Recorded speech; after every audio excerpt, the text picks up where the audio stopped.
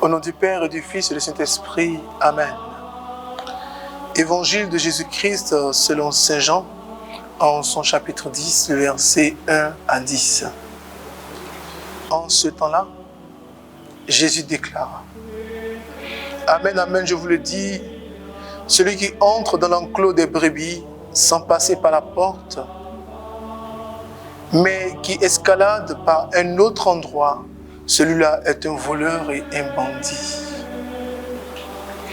Celui qui entre par la porte est le pasteur, le berger des brebis. Le portier lui ouvre et les brebis écoutent sa voix. Ces brebis à lui, il les appelle chacune par son nom. Et il les fait sortir. Quand il a poussé dehors toutes les siennes, il marche à leur tête. Et les brebis le suivent, car elles connaissent sa voix. Jamais elles ne suivront un étranger, mais elles s'enfuiront loin de lui, car elles ne connaissent pas la voix des étrangers.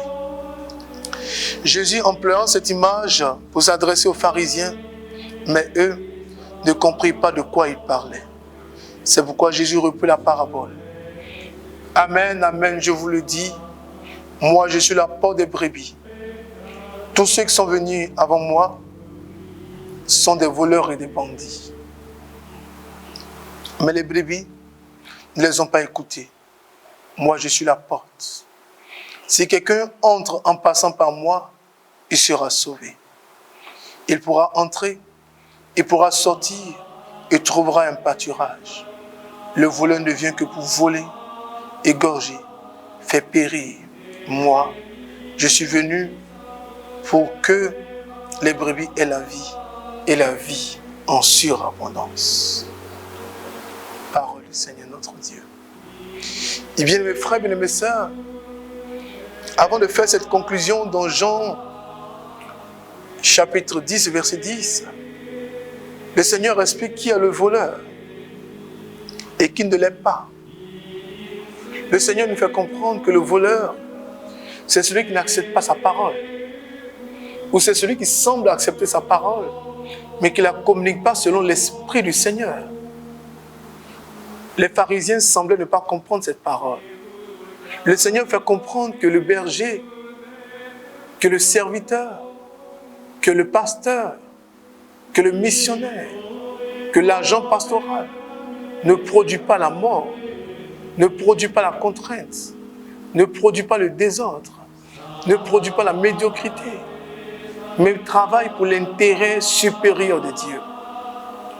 Ne travaille pas pour des intérêts mesquins ou masqués, mais travaille réellement pour l'intérêt de Dieu. Le Seigneur nous appelle tous à faire tomber nos masques,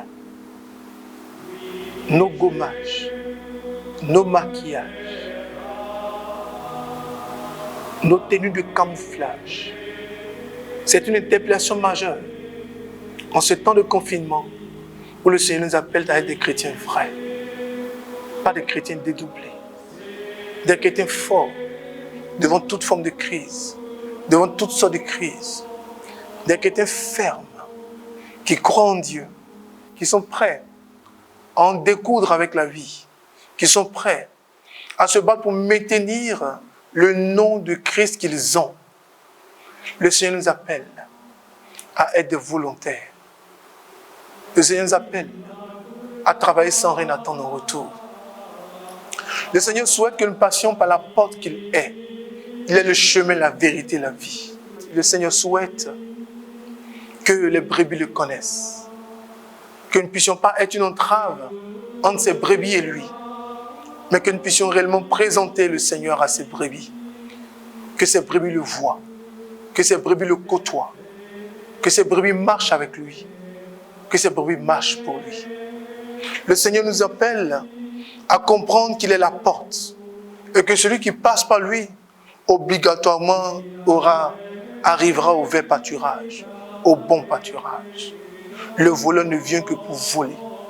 Le voleur ne vient que pour égorger. Le voleur ne vient que pour faire périr. Mais Jésus donne la vie et la vie en abondance. Qu'est-ce qui nous fait périr? Qu'est-ce qui nous éloigne de Dieu? Faisons ce discernement. Faisons cette méditation. Aujourd'hui, plus que jamais, invitons Jésus, le vrai berger, à prendre le chemin de nos vies, à prendre le contrôle de nos vies, à prendre les manivelles, les destins de notre vie. Aujourd'hui, plus que jamais, offrons au Seigneur nos faiblesses, nos infidélités, nos incohérences. Offrons au Seigneur tout ce qui ne concorde pas avec son nom. Offrons au Seigneur